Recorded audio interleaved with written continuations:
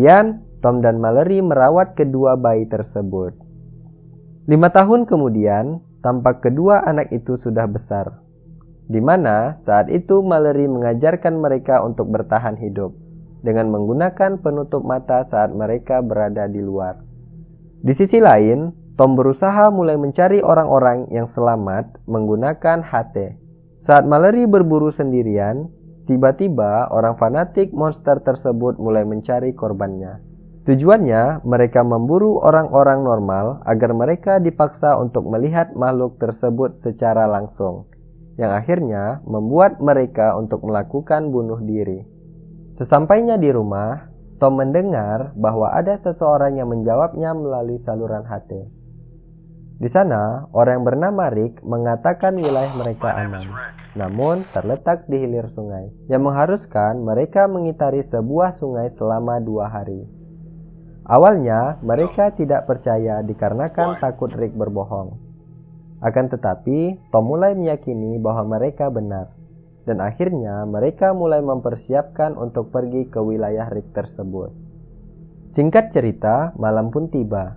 Tom menceritakan sebuah dongeng dan kejadian di luar sana sebelum terjadinya tragedi ini kepada kedua anaknya. Hal itu membuat anak-anak yang tak bernama tersebut mulai bahagia mendengar kisah Tom.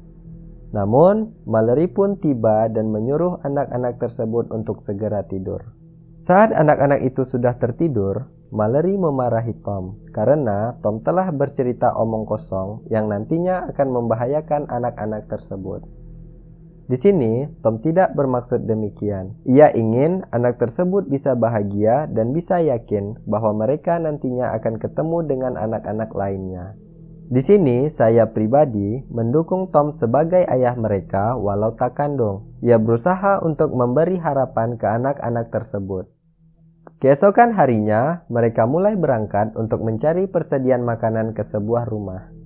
Namun, di saat itu juga, para fanatik monster tersebut menghampiri mereka.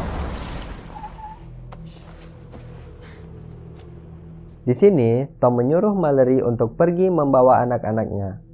Mallory pun tak ingin meninggalkan Tom. Tapi, mau gimana lagi kan? Dia harus mengorbankan salah satu dari mereka.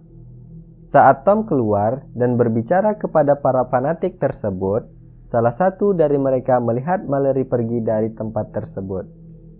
Dan saat itu juga, Tom menembak mereka dengan menutup matanya. Setelah menyisakan 3 orang fanatik tersebut, Tom yang tertembak di sebelah kiri perutnya lalu segera membuka penutup matanya dan menembak 2 orang para fanatik tersebut. Kemudian, Tom mengejar 1 orang para fanatik tersebut yang memburu Mallory dan anak-anaknya. Di saat Tom mulai melihat monster tersebut, Tom berusaha melawan dirinya dan menembak 1 orang fans fanatik tersebut sebelum akhirnya ia menembakkan dirinya sendiri. Sedih memang. Sesampainya di rumah, Mallory merasa bersedih karena kepergian Tom. Lalu, dia langsung bergegas untuk pergi ke tempat yang diyakini Rick aman.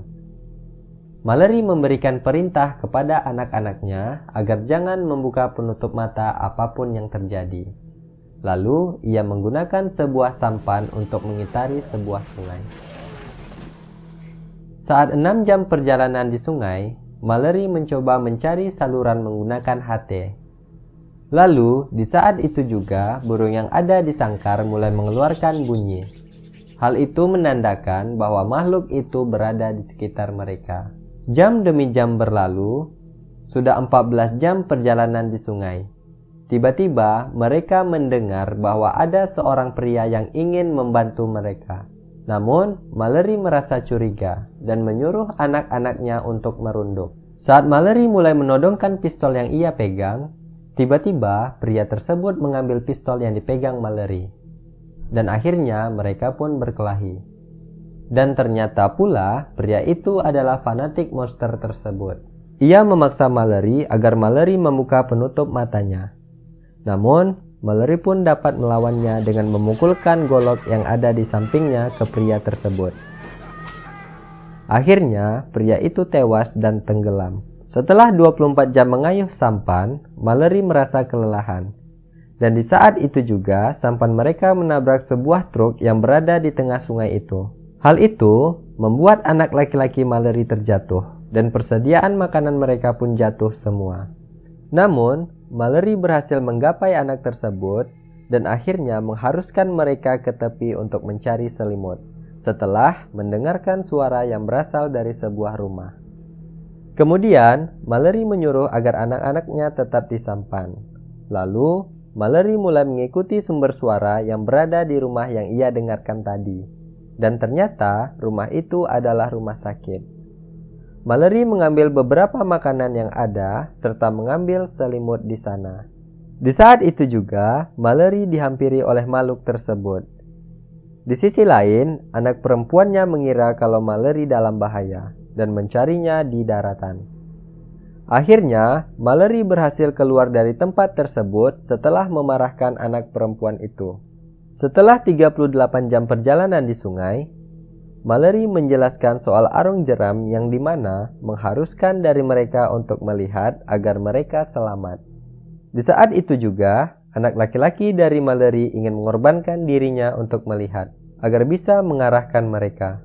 Namun, Mallory pun menolak dan memutuskan siapa yang akan melihatnya.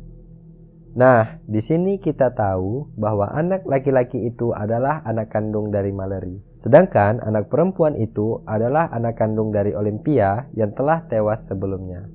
Kemudian, anak perempuan itu ingin mengorbankan dirinya agar biar dirinya saja yang melihat.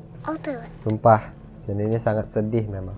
Di saat itu juga, Mallory teringat akan Olympia sebagai orang tua anak perempuan tersebut. Dan akhirnya, dia memutuskan tidak ada yang harus melihatnya. Di sini, kita bisa melihat betapa bahayanya arung jeram yang mereka lewati. Kemudian, sampan mereka terbalik dan membuat Mallory terpisah dari anak-anaknya.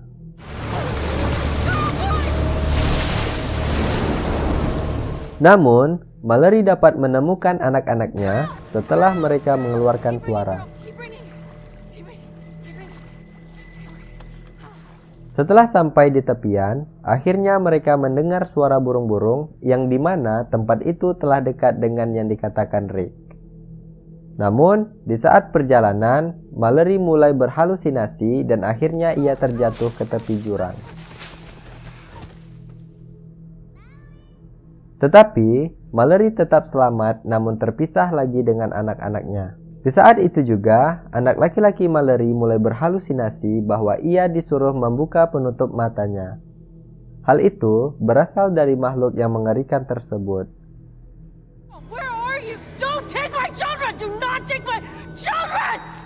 Kemudian, ia menemukan anak laki-lakinya. Setelah itu, ia bertanya kepada anak itu, "Di mana keberadaan anak perempuan?" Ia langsung menjawab bahwa anak perempuan itu takut kepada Mallory karena ia selalu marah-marah terhadapnya. Dengan penuh rasa penyesalan, Mallory meminta maaf dan ngomong sekeras-kerasnya agar anak perempuan itu mendengarnya. Kemudian, anak perempuan tersebut menghampiri dan Mallory pun langsung memeluknya. Setelah itu, mereka kembali berkumpul dan melanjutkan mencari sumber suara.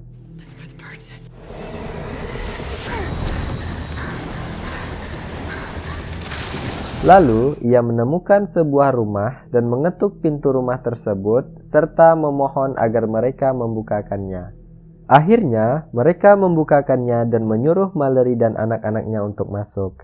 Di sana, mereka bertemu dengan beberapa orang serta bertemu dengan orang yang bernama Rick.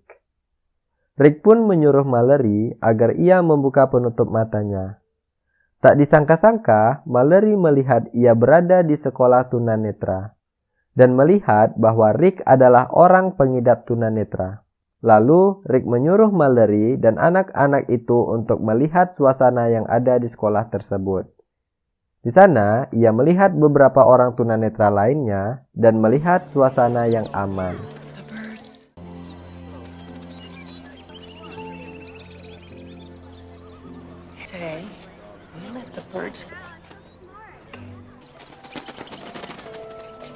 Saat itu juga, ia melihat Dr. Lapham. Dr. Lapham ini adalah orang yang mengecek kandungan Mallory saat 5 tahun yang lalu. Kemudian, Dr. Lapham bertanya kepada Mallory siapa nama kedua anak tersebut. Ketika itu, Mallory langsung menamakan anak perempuan itu dengan nama Olympia dan anak laki-laki itu Tom.